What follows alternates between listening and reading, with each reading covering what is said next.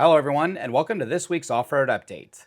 Entering the penultimate round of the 2025 Grand National Cross Country Series, tensions were high as the post-summer break rule change to the starting order had everyone talking about the implications it would have on the chase for the number one plate.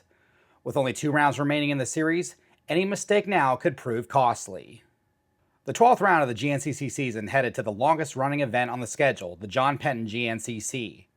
Paying tribute to the icon himself, John Penton, the riders on the front row all paid their respects to sons Jack, Jeff, and Tom, honoring the man who was a large part in what off-road motorcycle racing in the United States is today. Ladies and gentlemen, before I talk to these men, make some noise for these men, the sons of John Penton.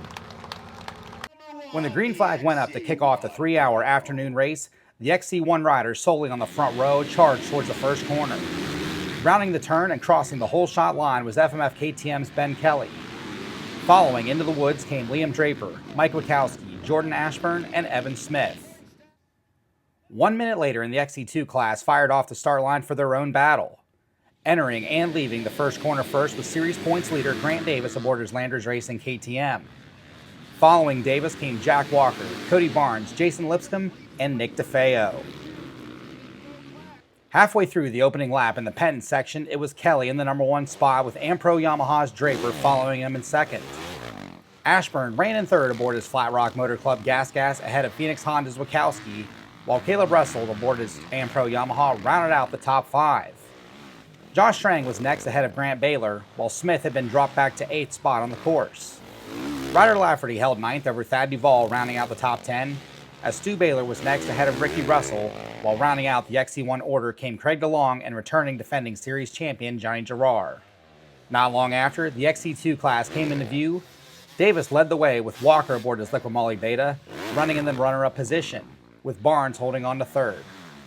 Nick DeFeo was ahead of Gus Reardon, rounding out the top 5, while Brody Johnson and Lipscomb rounded out the XC2 field.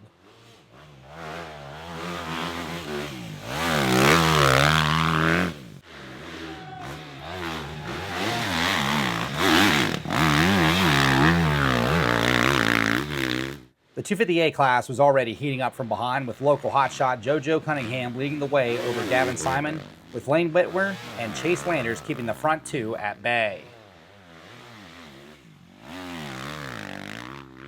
Nearing the end of the opening lap, it was Draper taking over the point position over Kelly, the front 2 pulling out a few seconds ahead of the field. Caleb Russell had moved all the way up to third, dispatching Wachowski and Ashburn, who ran 4th and 5th. Strang on his Liqui Moly Beta ran 6th ahead of Grant Baylor, while Duvall was on the charge, diving to the inside of Evan Smith to take over 8th.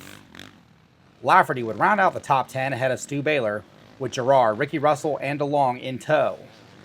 Just behind them came XC2 already, as Davis still led the way over Walker and Barnes, with DeFeo and Reardon chasing, while just off the back came Johnson. When the riders doubled back a few minutes later, Kelly tried using momentum on the outside to sweep back around Draper to take over the lead, while Wachowski and Ashburn had both moved back in front of Caleb Russell, the 3 riders rounding out the top 5. Strang and Baylor were next as Duvall was closing the gap in 8th. Smith and Stu Baylor rounded out the top 10 as Lafferty had been dispatched to outside the top 10. Gerard followed with Ricky Russell and DeLong in tow as Davis still led XC2 over Walker, Barnes, DeFeo, and Reardon, with Johnson charging from 6th. At the end of the opening lap, it was XC2 leading the way on adjusted time as the front 5 were up front before XC1 entered the leaderboard, with Johnson inserting himself in the middle of it all. Back to the Penton section and the first of 2 major hill climbs on the second lap, it was Kelly back out front ahead of Draper, Wachowski followed in third ahead of Caleb Russell, with Grant Baylor moving into the top 5 ahead of Strang. Duvall moved up to 7th while Ashburn had problems and was now fighting off the challenge from Stu Baylor just inside the top 10. Gerard, who had moved into 10th, failed to make it to the lower shelf of the climb, allowing Evan Smith to take over the position. Ricky Russell, though, had a full head of steam and moved all the way from 12th to 10th at the top of the climb, as Davis was making the climb to the top with the XC2 lead. Barnes was camped on his rear wheel, while DeLong and Reardon came through next as Gerard got going again. Walker, meanwhile, had dropped from 2nd to 4th in the XC2 class, with DeFeo rounding out the top 5. Lafferty went all the way to the bottom before making a second attempt at the hill, successfully making it to the top. Johnson, meanwhile, was still charging, now to the back of Lafferty in the pro running. A few miles later, and there was no change in the top 7, as Ashburn ran 8th with Davis coming through in 9th, less than 20 seconds away from the physical lead of the race. Stu Baylor on his Rocky Mountain Red Bear Kawasaki ran 10th, with Ricky Russell in 11th aboard his Enduro Engineering Triumph. Barnes was next ahead of Evan Smith, with Reardon following through ahead of DeLong rounding out the top 15. As Gerard, after his mishap, came through ahead of Walker, DeFeo, Lafferty, and Johnson.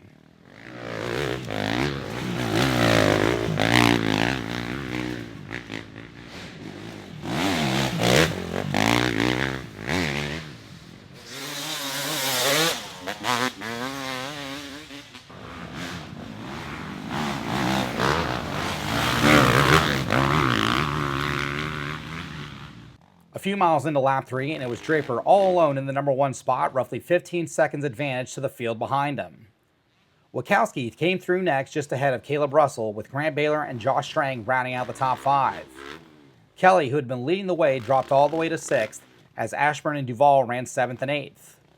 Stu Baylor was 9th, while Barnes closed out the top 10 in the order, leading the way in XC2. Ricky Russell was next ahead of Reardon, with Evan Smith following close behind. DeLong and Walker rounded out the top 15. Johnson and DeFeo followed ahead of Lafferty. Where was Davis? The series leader swapped out and crashed hard in a high-speed field section early into the lap. The early verdict, a high-grade concussion and possible shoulder injury. The series points leader was out of the race. Johnny Gerard stopped to check on his friend and teammate before carrying on to alert race staff that Davis needed attention.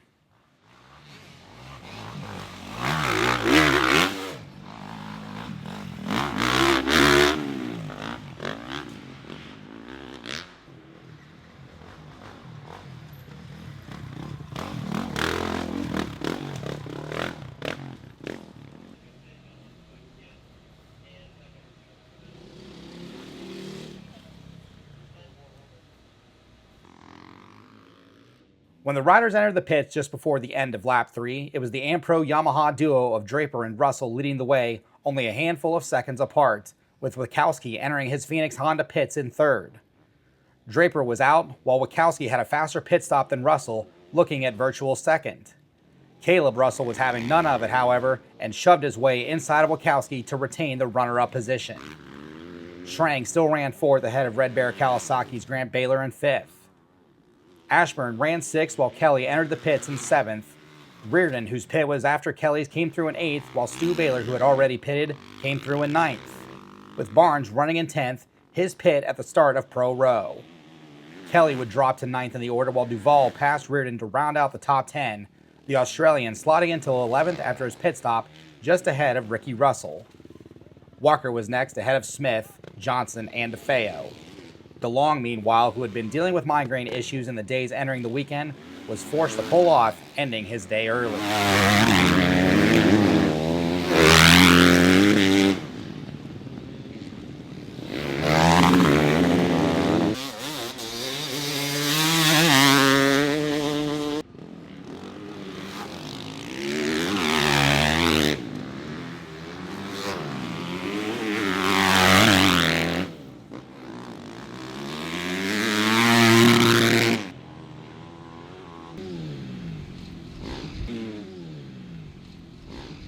Starting lap 4, and it was Draper and Russell holding down the first 2 spots on track.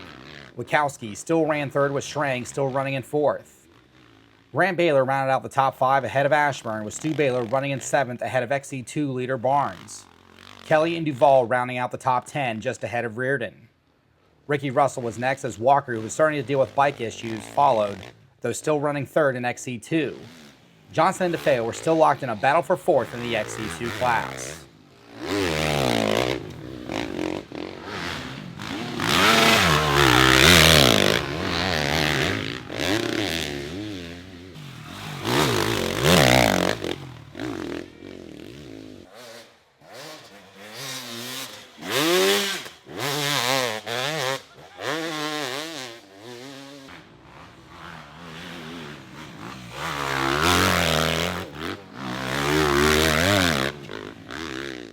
At the start of the final lap, it was still blue bikes in the first 2 spots, but it was the 8-time champion Caleb Russell leading the way over Liam Draper, with Mike Wachowski and Strang still right there, A four-rider battle was brewing for the John Penton GNCC win. The two riders bookending the top four spots, claiming 7 previous John Penton victories.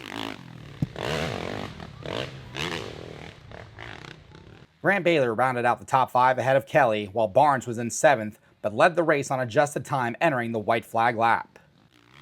Ashburn ran 8th ahead of Stu Baylor, while Gus Reardon rounded out the top 10, struggling just slightly while climbing the FMF PowerPoint hill. Duvall and Ricky Russell were next as Walker was trying to fend off the final XC2 podium spot over Johnson and DeFeo.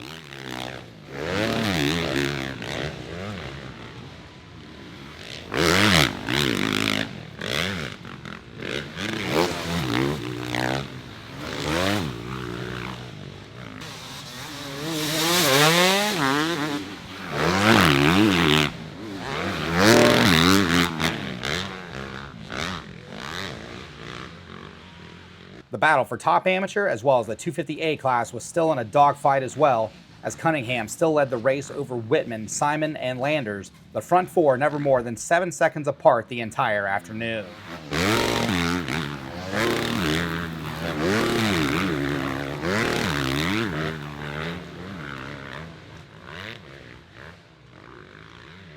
With the checkered flag waving, it was Caleb Russell popping into view first, rounding the final corners, taking the win in the XC1 class. Liam Draper would come through in the runner-up position, as Josh Strang would beat Mike Wachowski to the line for the final spot on the XC1 podium. Were any of them ahead of XC2, however? As Grant Baylor and Ben Kelly finished 5th and 6th, all eyes were on Cody Barnes. The Honda rider crossed the checkered flag for his first XC2 win of the year. A last lap tangle between Barnes and Kelly put the overall win in jeopardy. When live scoring refreshed, Barnes was just 4 seconds too late. Caleb Russell takes the win at the John Penton GNCC, his first since July of 2020. Liam Draper was close enough to claim 2nd overall for the day, with Barnes claiming the final spot on the overall podium. Josh Strang would take 4th overall for the day ahead of Mike Wachowski. Gus Reardon came through to take 2nd in XC2 and 6th overall for the day. Grant Baylor was 7th ahead of Ben Kelly, while Brody Johnson came through to take the final spot on the XC2 podium, 9th overall for the afternoon. Ricky Russell would round out the top 10 for the day's action. Grant Davis, despite not finishing the race, did enough throughout the season to claim a 2nd straight XC2 national championship.